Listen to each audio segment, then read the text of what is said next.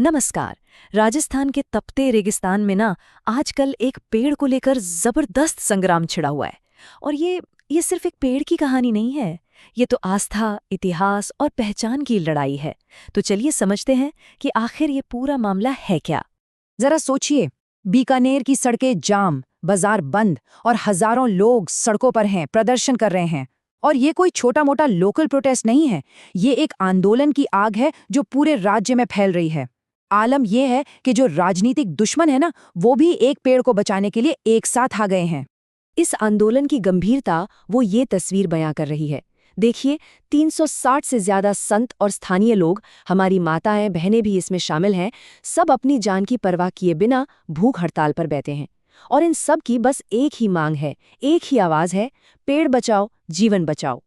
तो सवाल यही उठता है कि आखिर एक पेड़ में ऐसा क्या खास है कि लोग उसके लिए अपनी जान तक देने को तैयार हो गए। इसका जवाब ना राजस्थान की मिट्टी, वहां की संस्कृति और सदियों पुराने इतिहास की गहराइयों में छिपा है।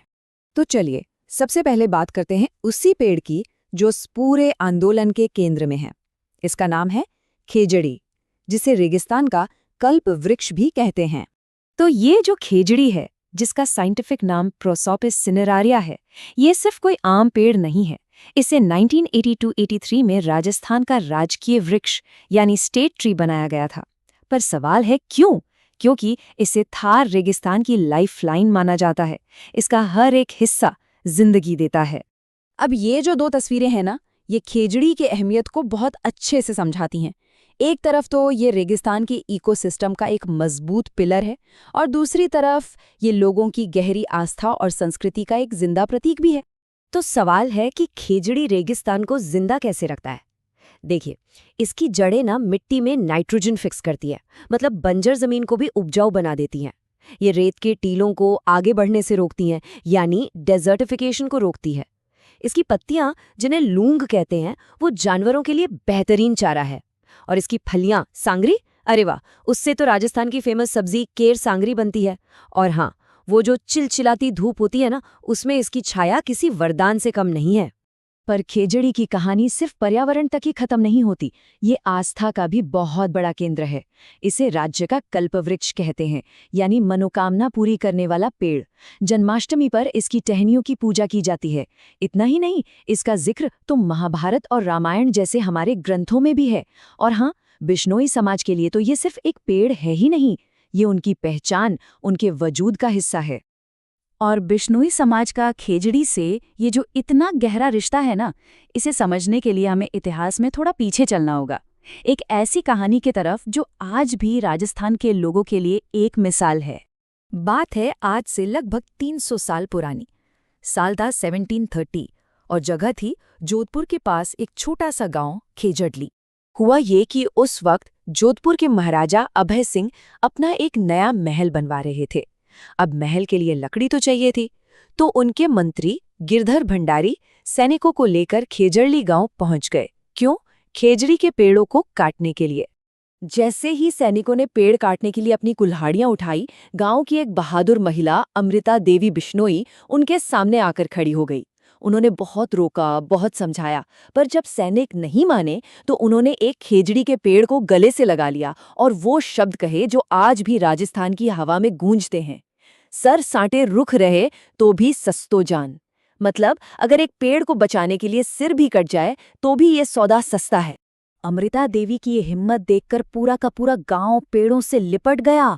उस दिन सैनिकों ने अमृता देवी, उनकी बेटियों और उनके साथ 363, जी हाँ 363 और बिश्नोइयों को पेड़ों के साथ ही काट डाला।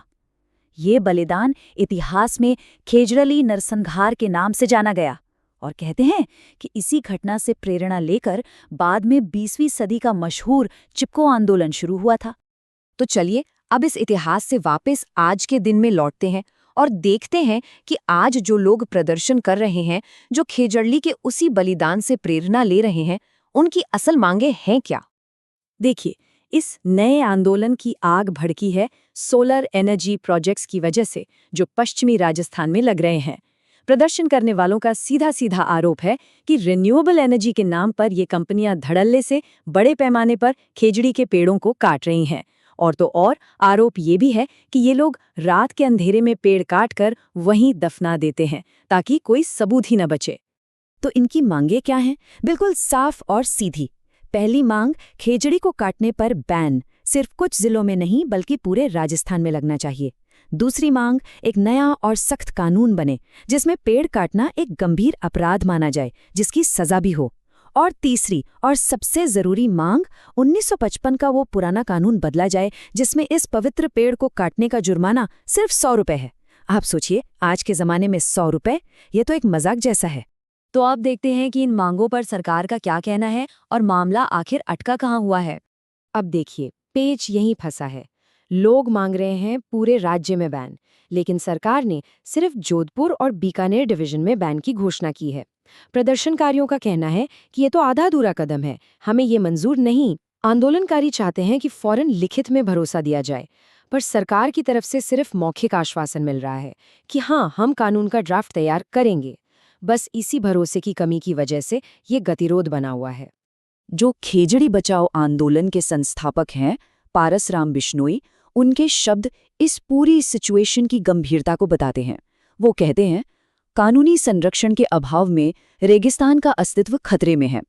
उनका कहना है कि जिस तरह से सोलर पार्कों के लिए अंधाधुंध जमीन दी जा रही है, उससे वहां का पूरा इकोसिस्टम हमेशा के लिए तबाह हो जाएगा।